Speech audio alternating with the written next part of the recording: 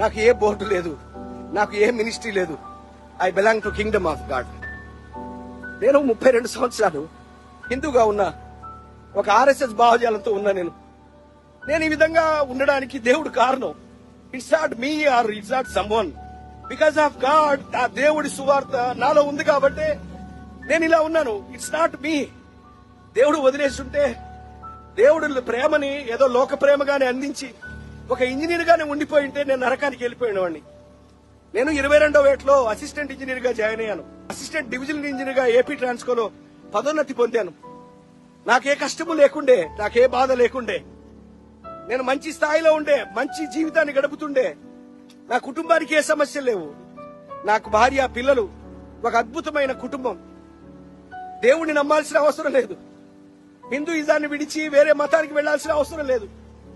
ఏ కారణం కూడా లేదు నేను ప్రభువుని నమ్మాల్సిన